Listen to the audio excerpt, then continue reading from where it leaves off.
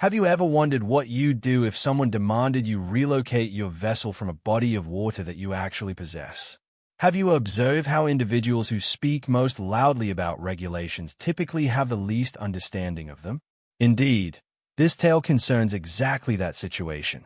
Everything began on a balmy Saturday morning in Hot Springs, Arkansas, the type of day that inspires you to relax, obtain a chilled beverage, and allow the sunshine to work its magic. This was precisely Darius Coleman's intention. He had labored intensively throughout the entire week, finalizing transactions, managing customers, and at this moment desired nothing more than to work on his vintage fishing vessel at his personal pier. Darius wasn't ostentatious, yet anyone acquainted with him would confirm the gentleman possessed refined taste. His watercraft was a timeless beauty, aged teak, gleaming chrome, the sort of boat that contained its own tales. He wore a faded gray shirt, a pair of well-worn denim, and a baseball cap angled downward to shield against the glare. The atmosphere was tranquil. The lake's surface resembled glass in its stillness. You could detect birdsong from afar and the intermittent sound of fish disturbing the surface. Then the serenity was destroyed. "Pardon me." The statement sliced through the silence like a blade, pointed, resolute, irritated. Darius glanced upward from securing a bolt on the motor. A lady wearing a cream-colored shirt and crisp tan trousers positioned herself at the pier's border. Document holder gripped in one hand, cellular device in the other. Dark glasses so oversized they concealed half her features. "May I assist you?" Darius inquired, rising gradually. "Indeed, you may assist me," she declared, approaching closer as though she possessed the property. "This vessel requires relocation. It's prohibited from remaining here. Homeowners Association regulations." Darius appeared puzzled initially. "Excuse me, what did you say?" She exhaled deeply, the type of breath individuals release when they believe they are addressing someone inferior to them. "This pier serves community purposes. Watercraft cannot simply remain here throughout the weekend. You must move it at once." He observed her momentarily, allowing her statement to linger in the atmosphere. Then he chuckled quietly. "Community pier? Is that your understanding of this situation?" Her head angled, lips compressed. "That's my knowledge of the facts. I serve as the HOA chairwoman, and my responsibility involves ensuring everyone adheres to regulations. We've received grievances regarding people storing private belongings in inappropriate locations." He cleaned his hands with a cloth, maintaining complete composure. "And you chose to begin with me." "Correct," she stated decisively. "Since this marks the third occasion I've observed this boat here. It violates policy." A pause occurred, sufficient duration for the sound of water lapping the pier to return. Darius gazed at the lake, then returned his attention to her. She appeared earnest, completely earnest. He finally said, "I believe you may be incorrect." "Absolutely not," she retorted sharply. "I understand the regulations, and unless you relocate this boat, I'll need to escalate this matter to the committee." He couldn't suppress it. He laughed, a deep, relaxed laugh that caused her eyebrows to furrow. "What's amusing?" she demanded. Darius shook his head. "Nothing at all, just that this will prove fascinating." However, Linda Prescott was unaware she had just initiated a conflict she couldn't possibly win, and the initial crack in her self-assurance was about to appear. Linda remained there, her posture inflexible as though she guarded the entrance to some realm. Document holder pressed against her torso, sunglasses reflecting sunlight, making her appear even more confident. Darius threw the cloth onto the boat's bench and stepped onto the pier. He stood taller than she anticipated, with broad shoulders, composed, perhaps too composed for someone being threatened by the HOA chairwoman. "Allow me to clarify," he said, his voice remaining steady. "You're informing me I cannot maintain my boat here on this pier." "That's accurate," Linda responded promptly. "This pier belongs to the community, and the HOA maintains rigid guidelines. Boats may only remain for 2 hours, not overnight, and certainly not for entire weekends." Darius crossed his arms and nodded deliberately as though processing information. "And you implement this policy for everyone?" "Absolutely, without exception." Her voice now carried that sharp, elevated tone.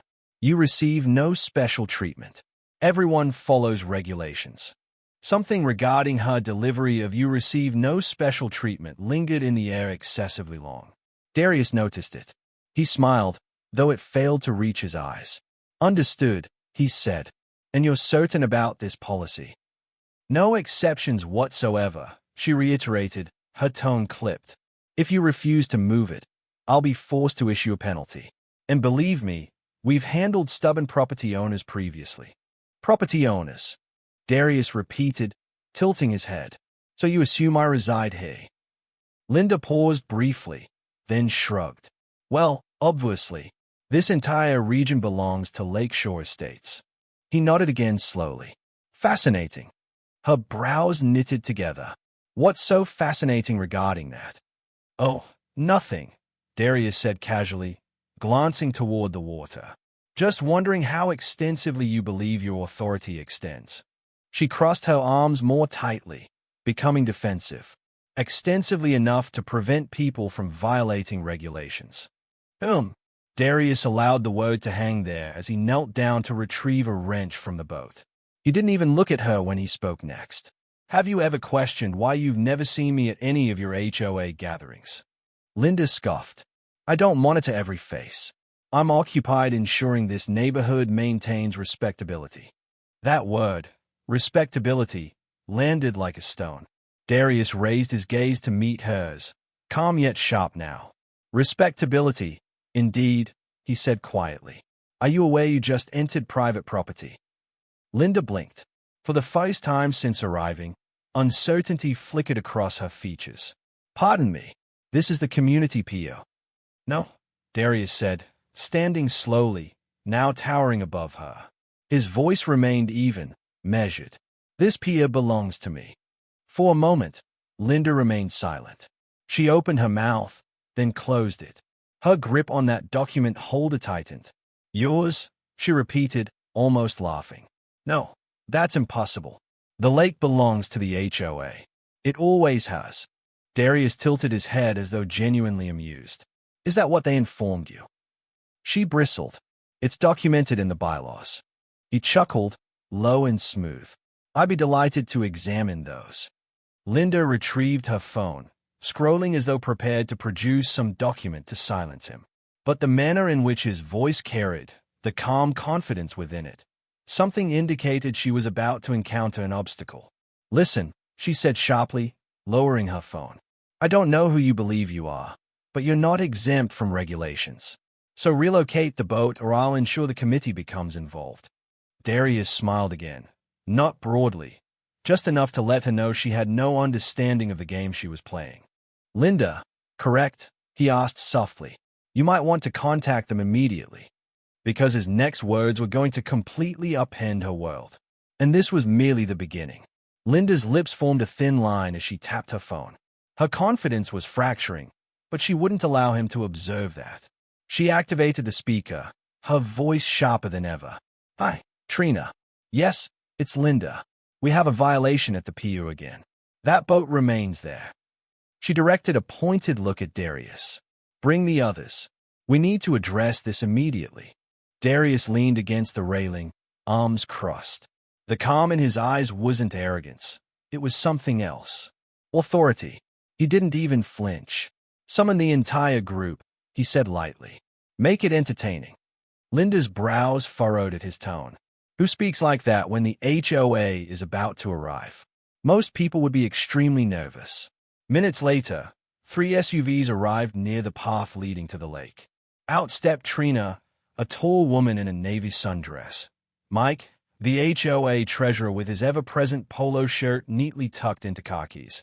And Ken, the individual who always wore a Bluetooth earpiece as though he worked on Wall Street when he actually operated a landscaping business.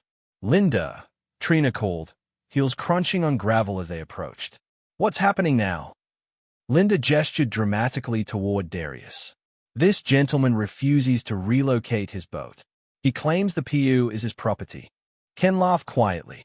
What? That's absurd. The lake is community-owned. Darius raised a hand casually. Are you certain about that? Trina narrowed her eyes. Yes, We're certain. Lakeshore Estates maintains this property. It's documented in the covenants. Covenants, indeed. Darius echoed, nodding slowly. That's amusing. Ken scoffed. Amusing. Listen, sir. Just relocate the boat and we won't penalize you. Simple as that. Darius's eyes flicked to Ken, then to the others. Penalize me for what? Being on my own PA. The silence following that was heavy. You could feel the tension thicken like humidity before a storm. Linda spoke first, her voice louder than necessary. Your PA. So, please stop pretending. This isn't a joke. Darius stepped forward now, not aggressively, but deliberately. His boots struck the wood with a steady rhythm. You believe I'm joking? His voice remained calm, too calm. Tell me something. How long have you all been conducting your little fishing competitions here? Mike frowned. Approximately 5 years. Why? Darius nodded as though that confirmed something. And you've been collecting entry fees for those events, correct? Trina's eyes narrowed. What's your point? My point, Darius said, pausing to look at each of them, is that for 5 years you've been generating revenue on my lake without asking. That constitutes theft, and trust me, that won't continue anymore. Linda laughed nervously as though the sound might make his words less real. Your lake? No. The HOA doesn't own a single drop of it, Darius interrupted. His tone sharpened just enough to slice through the smugness in their voices. Examine the county records if you don't believe me. The lake, the pier, the access road leading here, all mine. Purchased it 8 years ago when the previous owner divided the land and sold parcels. You folks never bothered to verify. You simply assumed. Their expressions were priceless. Trina's jaw actually dropped. Mike's eyes darted to Linda as if asking, is this accurate? Ken pulled out his phone as though about to search the entire county's database on the spot. You're lying, Linda said finally, though her voice wavered. Darius smirked. You want evidence? I have a deed in my truck. Want me to retrieve it? Nobody answered. The sound of wind rippling across the lake filled the space where their confidence used to be. Here's the situation, Darius continued, his tone steady. You've been using my property for years without permission, and now you're threatening to penalize me. He let that hang like bait in the water. No, that ends today. Trina shifted uncomfortably. Look, perhaps we can discuss this. Oh, we're going to discuss it, Darius said, his smile thin as paper. But first, let me clarify something. There's a new policy effective immediately. All HOA events on my lake are cancelled. No more competitions. No more fishing club. You want access? You'll need to negotiate with me. Linda's face flushed red, fury and humiliation mixing like gasoline waiting for a spark. You cannot do this, she snapped. Darius tilted his head. Observe me. But this wasn't just about a lake anymore. It concerned pride, power, and a truth that Linda wasn't prepared to face. And the consequences were about to shake the entire neighborhood. Ken stood frozen, still scrolling through his phone as though salvation might appear in the county database. Trina bit her lip. Mike adjusted his glasses. And Linda, her face was the color of a ripe tomato. You're bluffing, she said finally, her voice louder than necessary. People who don't believe what they are hearing often speak like that, as though volume strengthens their argument. There's no way you own this entire lake. It doesn't even make sense. Darius gave her a smile so calm it almost made her more nervous. Doesn't need to make sense to you. It's called real estate investment, Linda. Some people purchase stocks. I bought land. He started walking toward his black pickup parked near the trail, his boots crunching on gravel. You all want evidence, correct? Give me a moment. The HOA crew exchanged glances like children caught in a lie. Trina muttered, this can't be real. Mike didn't say anything. He just rubbed the back of his neck, eyes darting between Linda and the lake as though he'd just watched his retirement plan sink. A few minutes later, Darius returned holding a thick manila folder. He set it on his truck's hood and opened it, pulling out a stack of papers. The sound of papers snapping against the metal hood was louder than it should have been. Here you go, he said, spreading them out. Warranty deed, survey maps, legal descriptions. Examine them thoroughly. Ken stepped forward first, grabbing the top sheet as though it was evidence in a crime scene. His eyes scanned the lines, his lips moving as he read. Then his shoulders sank. Damn, he muttered. He's not lying. Trina took it next, her hand shaking just enough for Darius to notice. She scanned it, then looked up, stunned. This states you own the lake and the surrounding 20 acres. 22? Darius corrected smoothly. Purchased it 8 years ago when the original owners split the lots.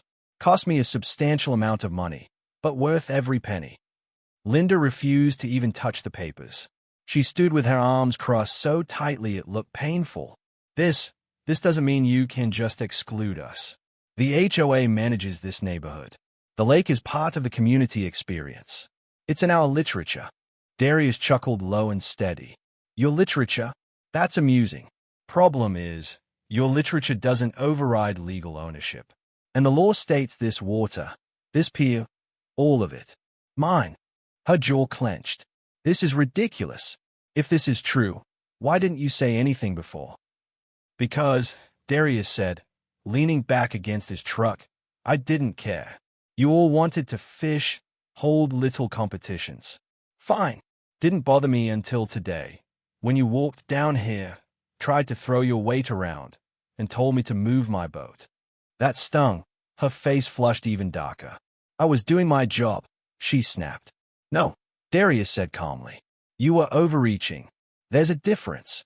Ken let out a low whistle. Man, this is going to be a mess. You're telling me, Mike muttered. Darius straightened, his voice carrying just enough authority to remind them this wasn't up for debate. Here's how it's going to work. Effective immediately. No more HOA activities on my property. That includes the fishing club, competitions, community cookouts, whatever else you all have been doing down here without asking. If you or your guests step foot on this pier without permission, I'll consider it trespassing. And you don't want that problem. Trina tried a softer approach now, her voice almost pleading. Mr. Coleman, Darius, come on. We've had these traditions for years. Can't we work something out? He looked at her, then at the rest of them. Sure, he said finally, but it's going to cost you. Starting now, any HOA-sanctioned use of this lake requires a lease agreement and a security deposit.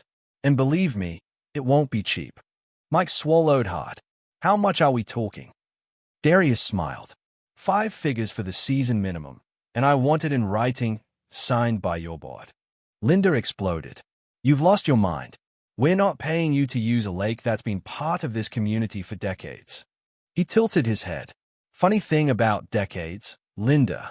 They don't matter if the deed says otherwise. She stepped closer, finger pointing like a dagger.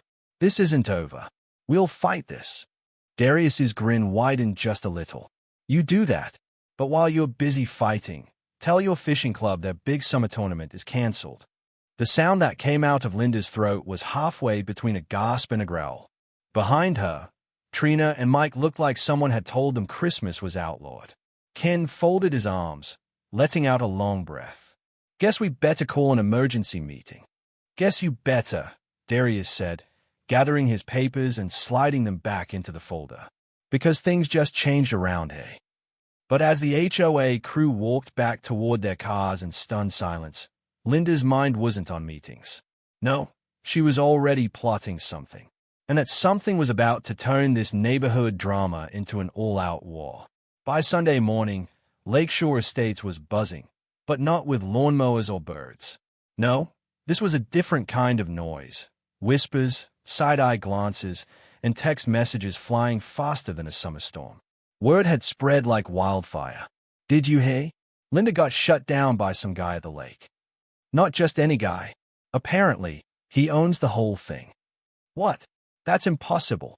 It wasn't impossible. It was printed in black and white on a deed sitting in Darius's safe.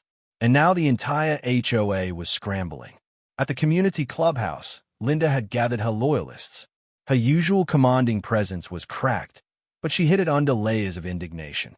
Trina sat across from her, arms crossed, while Mike nursed a cup of coffee like it was keeping him alive. Ken leaned against the wall, Bluetooth blinking, already on his second call with an attorney. This is outrageous, Linda fumed, pacing the carpet.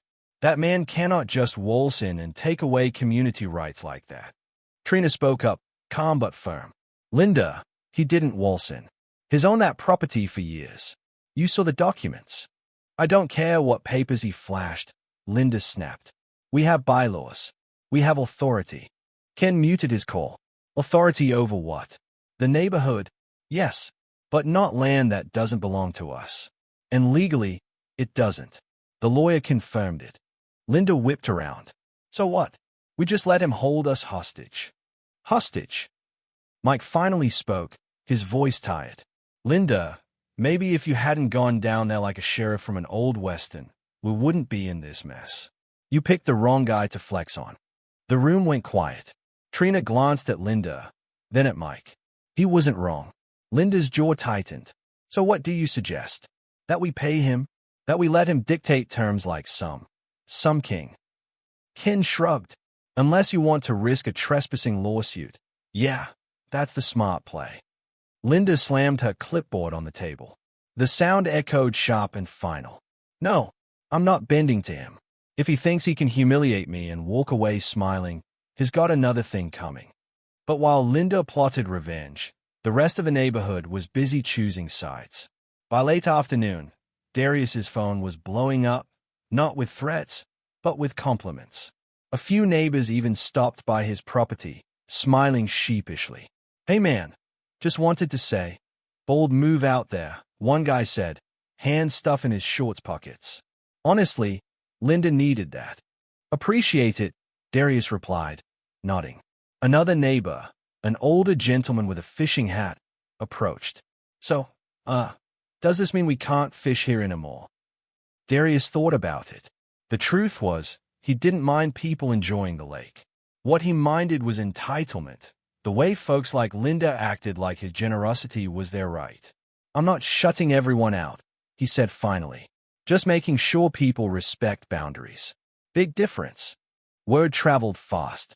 By evening, some folks were cheering him on in private while others whispered that he was a tyrant in the making. And Linda, she was stoking that fire. She called a special session of the HOA that night. Every chair in the clubhouse was filled. The air buzzed with tension as she stood at the front, flipping through her clipboard like she was about to deliver the State of the Union. This, she declared, isn't just about a lake. It's about control. If we allow one man to dictate what happens in this neighborhood, what's next? Today it's the dock. Tomorrow it's our property values. Murmurs rippled through the crowd. Some nodded. Others looked skeptical. One voice cut through the chatter. Or maybe this is about you, Linda. Heads turned. It was Trina, calm, steady, but sharp. You marched down there trying to throw your weight around, and you got burned. Now the rest of us are paying for it. Gasps, whispers, a few stifled laughs. Linda's face went crimson. Trina, she said slowly, if you're not here to support this board, then I'm here to support what's right, Trina interrupted. And right now, we need to stop acting like we own something we don't. The room erupted, half arguing, half defending Linda. It was chaos. Meanwhile, Darius sat on his porch sipping a glass of iced tea, watching the sunset bounce off the water. He didn't need to be at that meeting to know what was happening. People like Linda, they weren't used to losing ground. And when they did, they didn't go quietly. But Darius had no idea just how far Linda was willing to go. And the next move she made would cross a line that couldn't be uncrossed. The knock came just as the sun dipped below the tree line. 3 short raps, sharp, impatient. Darius set down his glass and headed to the door, already knowing who it was. Sure enough, there stood Linda Prescott. Her perfect blouse was slightly wrinkled, hair not as immaculate as usual. The clipboard was gone. Her hands were clenched at her sides like she was holding on to the last threads of control. Evening, Darius said, voice calm as ever. What can I do for you? She stepped past him without waiting for an invitation. That alone made him chuckle. Make yourself at home, he muttered, closing the door behind her. This isn't funny, she snapped, spinning to face him. You've humiliated me. You've embarrassed the entire board. Do you have any idea what kind of chaos you've caused? Darius walked to his kitchen counter and leaned against it, arms crossed. Chaos. Nah, I didn't cause it. I just exposed it. Her eyes flared. You could have worked with us. You could have said something years ago. I didn't need to, Darius said evenly. You all were enjoying the lake, and I was fine with that. But then you came down there with your clipboard, barking orders, threatening fines on property that wasn't yours. He paused, letting that sink in. That's where you messed up. Linda paced the floor like a caged animal. Do you have any idea how this makes me look? People are questioning my leadership. They're calling me reckless. Darius tilted his head. And whose fault is that? For a moment, she didn't speak. Her chest rose and fell fast, her lips tight like she was chewing on her pride. Finally, she stopped pacing and faced him. What do you want? She asked, her voice quieter now. Money? Power? Just name it. He almost laughed at that. Linda, this was never about money. It's about respect. You assumed I was just some guy breaking your little rules. You didn't ask. You didn't even talk to me. You came swinging with authority you didn't have. Her jaw clenched. I was doing my job. No, Darius said, stepping closer, his voice low but firm. You were doing too much. And that's a lesson for all of us. Don't confuse control with leadership. Real leaders listen.